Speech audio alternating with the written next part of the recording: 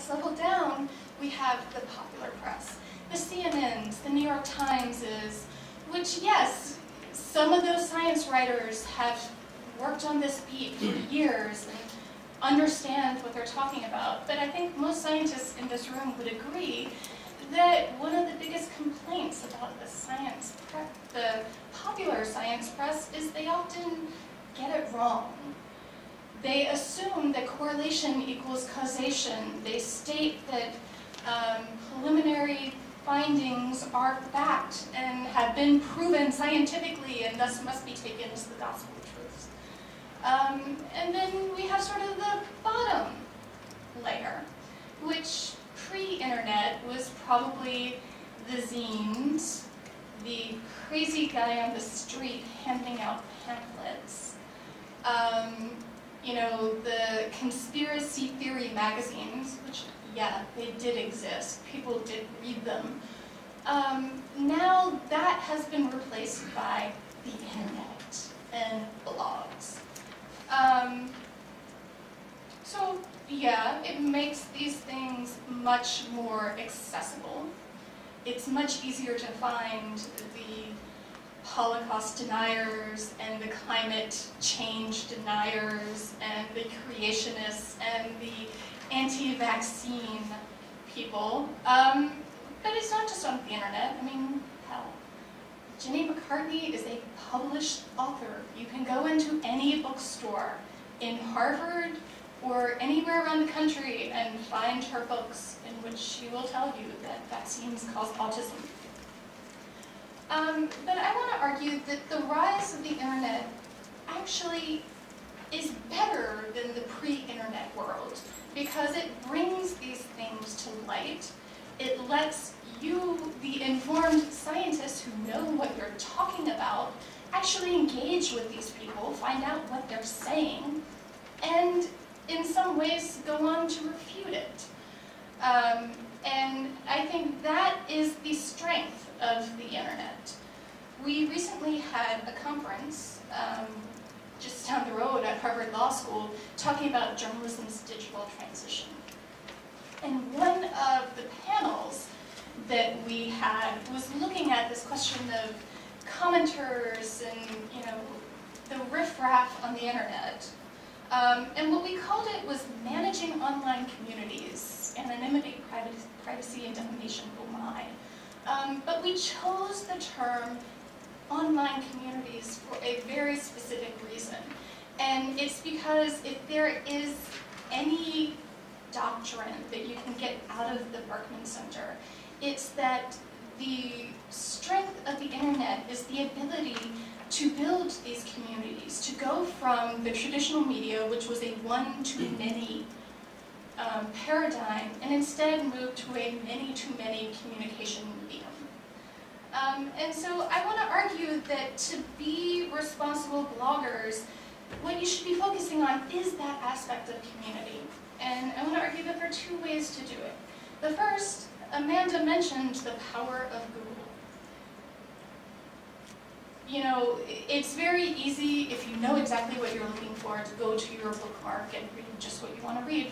But there is this wild card out there. There is Google. And Google makes its determinations on where to send you based on a complex algorithm, but a large part of that algorithm is how many people are linking to you. How many people are sort of giving you the badge of approval saying, yeah, I'm linking to this person because they're worth reading. And I think that's very important to keep in mind as science bloggers. By using that power, by linking to other engaged scientists who do good science and who aren't promoting, you know, vaccines cause autism, you're improving their Google rankings, you're increasing the chances that someone like me who searches vaccine autism will reach them instead of Jenny McCarthy. And I think that's very powerful. I also want to argue that the comments section, while it's been discussed here as this scary thing that you must control and worry about because it brings out the worst in people, it doesn't have to be that way. Amanda mentioned CDA 230, but one of the great things about CDA 230 is that it allows you to edit comments. It allows you to delete comments that don't advance the discussion. It allows you, if you think that there's part of the comment that's worthwhile, but another part that's just an ad hominem attack and doesn't add anything to the discussion, you can delete that out. There are certain limitations on that. I'm sure Sam's going to discuss that in the next panel. But I want to argue that there are communities on the internet that do this and that do this well. For every Juicy Canvas or AutoAdmit or website where the comments seem designed to bring out the dregs of humanity, there are other communities where the commentariat is engaged, they're educated, they're civil, and the way that that happens is if you implement and enforce meaningful comment policies. Now I'm going to use a completely non-scientific example as sort of my ideal comment section, so please bear with me. There's a website out there called Jezebel.com. It's part of the Gawker media empire. They focus on feminism, politics, fashion, a whole host of topics. But what they've done with their comment policy is very interesting. First, you don't automatically get to comment. You have to what they call try out, which means you have to submit a couple of comments. The editors look them over and say, yes, this person adds to the discussion. We are going to allow them to be a commenter on the site. Once you get through that hurdle, though, that's not the end of it. They have a two-tiered comment policy. Only starred commenters are automatically shown when you look at the comment section. If you're not starred, you're initially hidden. People can unhide you and read what you have to say. But in order to get starred, you have to comply with their fairly strict commenting guidelines, and you also have to be deemed by the editor to be a worthwhile contributor to the community. Now, what are these guidelines? No personal attacks. Ad hominem attacks will first get you disemboweled, and second, get you banned.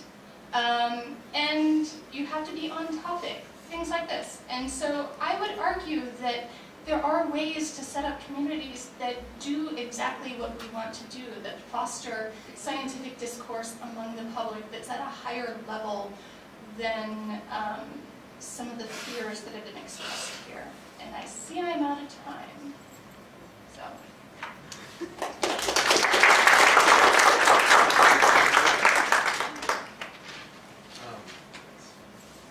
So our next panelist, Professor Thomas Levenson, is the director of the MIT Graduate Program in Science Writing. He's the author of 4 books, most recently Newton and the Counterfeiter and Einstein in Berlin, and has produced several long-form documentaries on science for PBS, the BBC, and other networks. That work received the 2005 National Academy's Communications Award, a Peabody Award, and a New York Chapter Emmy, along with other honors. His articles and reviews appeared in the Atlantic Monthly, the Boston Globe, Discover, the Sciences, Seed, and other publications. Thank you. It's sort of difficult to speak on rules and responsibilities of blogging after they've been well delineated by the first 2 speakers.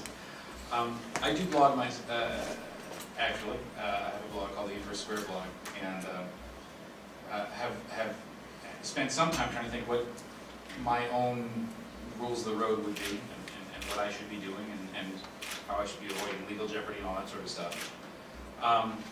And it's become an important thing to discuss with science writing students who are going to go out there in the world, and almost all of them either will have personal blogs while they're here, start them as soon as they leave, or be expected to blog for institutions with which they're employed or working on a freelance basis.